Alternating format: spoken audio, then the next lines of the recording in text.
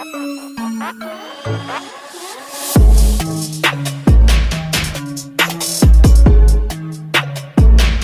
hey there, take it easy. What's up, everybody, and welcome. It's bright and early here. It's Tuesday. Of course, there's a plane. I apologize, I've been gone for a little while here, but we're back. So we're standing on a 365 Pursuit. We got one issue with this one. I guess you used it this weekend. And we have a steering code for the center engine, I guess. So let's get everything opened up and we'll figure out what happened. All right, we got to lower down here. Get inside. Get our batteries on here. Let's go to our panel. Let's start the generator so we can make sure we got battery chargers on. Plus it's hot, so I'm going to put the air on. Alright, so our ignition's on. Right away we got a code going off on our dash here. I just put up our warning manager, and here's our code. So this steering on this one is actually the old style. It's still electronic over hydraulic. It doesn't have the new Yamaha steering setup. This is actually a 2021 boat, but it's the last generation. That's how fast things happen. So all the new ones don't have these style steering sensors that, if you look back at my videos, I've replaced probably 5 of these. I've actually probably replaced 15 of them in the past couple of years, but seems like this one's doing the same thing, so let's go see if we can get it to reenact what's happening. Down here, here's our 3 pumps, port, center, starboard here. In the back, that's our PCUs back here, and we have steering sensor, steering sensor, steering sensor. Our center one would be the yellow one here. It's very typical that the end of this connector goes bad. So I'm going to try to shake it and see if I can get the alarm to copy what's happening.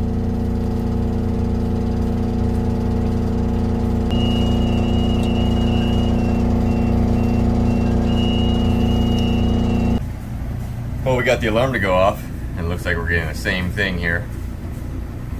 So I keep these sensors in my van just because this end is a common problem. Seems to be about once a month I'll end up having to do one of these sensors. Rarely you'll have the computer, the PCM, actually go bad. It does happen, but always this end. That's why if you go wiggle it and you get the alarm to go off, something happens here, or just probably from boat vibration or getting pulled too hard with wiring. It wears this end out and it causes it to be erratic when you're running. So I'm gonna run a new one, and then we'll tie this up so it doesn't have any vibration or anything can happen to it. So I'm not actually going to film this part of it because you can go back through my videos. I got a couple of them on replacing this. It's just 4 screws, and all you gotta do is run a wire through, tie it up, we'll test it. Then we're gonna head to the marina. In the last episode I got rained out on the boat that had a steering problem, so I'll be right back with you. Alright, so we got our steering connections done here. We got our new sensor on. Everything is tied up. Now let's go see if it actually works. Alright, ignition's on. Right away we don't have an alarm going off. The motors are not running, but I can steer them. We got no codes or anything happening. So let's fire them up.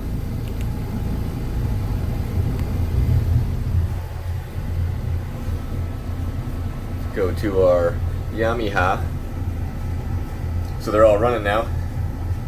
Good charging. Usually you have preheat indicators, but it's so hot here in Florida that it's already warming up when I first started it.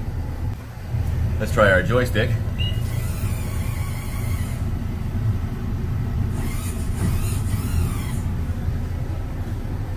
You watch the joystick, it does all sorts of fun, crazy stuff as you try to move the boat around. You'll see it shift and change RPMs and everything. Watch.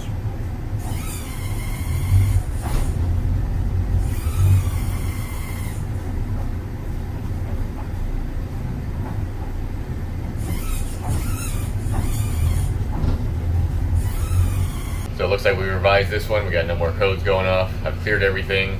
Our steering is working correctly. I'm gonna let everything run here for a little while I pack everything up, make sure we don't have any other issues. Our batteries are charging. I got the generator running. I'm sitting by the air conditioner luckily here. I left the cover on the back to try to keep the air in here because I'm pretty sure it's 145 degrees out right now. Well, before I pack everything up here, I just want to say thank you to everybody for watching because I still don't know what I'm doing with this filming thing, and I'm learning. I've actually never done any of this before. I've only been a mechanic for over 20 years now, so thank you. So I'm interested in, of course, boats, cars, anything with a motor. I'm pretty much a gearhead. There's a couple of channels that I'm going to give a shout out to just because I watch them and I enjoy their stuff. If you like my stuff, you're probably gonna like their stuff. So there's one called Boat Work Play, and right now they're actually building a cigarette boat, and they're restoring it, putting new motors, painting it, doing the transom, all that fun stuff. But I wouldn't say they're amateur, but they use everybody to help them so they can learn and build this stuff as they go. It's a pretty cool channel. I like to see people get their hands dirty, and that's not what they do for a living, but this is what they're doing on their YouTube channel, and I appreciate that. It's cool to see that kind of stuff. Another channel that I would say that I would check out that's like mine is Salty Mechanics. He's all the way in Norway, and he works on completely different style boats. I watch his stuff because he's very cinematic. He has a really good way of showing you what he's doing in the docks of Norway, and he kind of makes it into, it's more of a story and a filmmaking than just diagnosing what the problem is.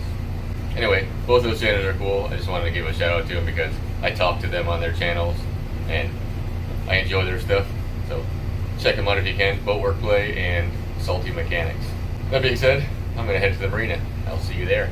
All right, so we made it out to the marina. That's the Tierra Verde High and Dry right here. We have a 1 o'clock appointment. It's about noon right now, but I have another boat to look at. It's down the road, so let's get to that. All right, so I made it out here. This is actually a 26 Regal bow rider. I think it's about 3 years old now. But his complaint is his fuel gauge doesn't work. So let's find out why. All right, let's turn our batteries on. All right, let's turn our ignition on. No, it looks like it's stuck. So it's all the way full, turn the ignition off, it goes to empty. The only reason it'll do that is either the bad gauge or it's grounded, the sender's bad. So let's find the sender first. Should have opened this hatch up. Should be down here somewhere. Alright, so down in our hole, we have our fuel tank right here. There's our sender. So let me cut this wiring out here and see what happened. Alright, so we got the shielding off it here. Here's our actual wires. What I'm going to do is cut that ground wire. Because if the sender's bad, that's what's going to cause it to go read full all the time. Yeah, as soon as I cut it, now we're on empty. So I have a new sender here. I also have a new gauge, just in case the gauge was the problem. We're just going to hook this up and see if it works. Alright, so we got the sender on about half here. I just twisted my wires together to see if it makes a difference. And we look at our gauge again, it's right to full. That's telling me that this gauge is bad, so no matter what you put on this gauge, it's going to read full because something inside of it went bad. So let me go get another gauge, and we'll put it in there and see if that's the case. Alright, so we got our gauge just temporarily set up here with our wires on the back. Let's turn our key on and see what it shows. Oh, right to half a tank. That's where the sender's set in the back there. So let me see if I can set this camera down so you can see the gauge while I move that sender.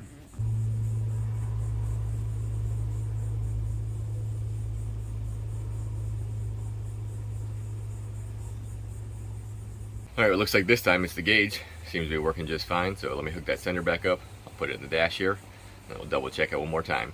Alright, we got our dash back in. Our original sender's hooked back up. Let's see how much fuel's actually in the boat now. Almost 3/4 tank.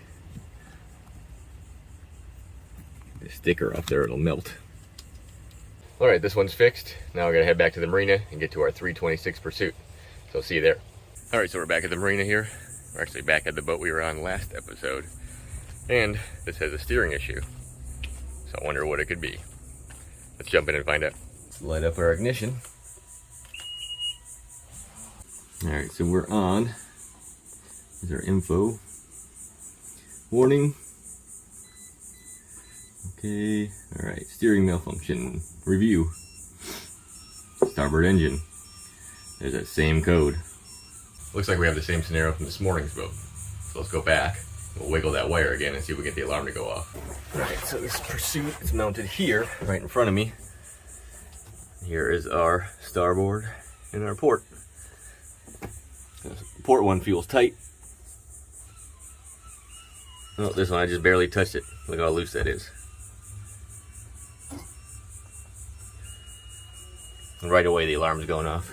Same thing again. Alright, let's do this one more time and we'll see if it fixed it. Alright, we got our sensor installed. Now let's see if it's going to give us an alarm at all.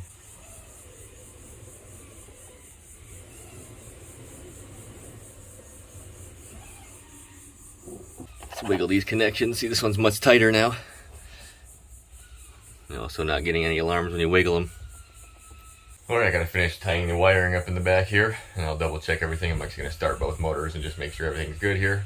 That being said, this was the last stop. It's the end of the day for me, so thanks for watching, and I will see you tomorrow. Later. What are you guys doing?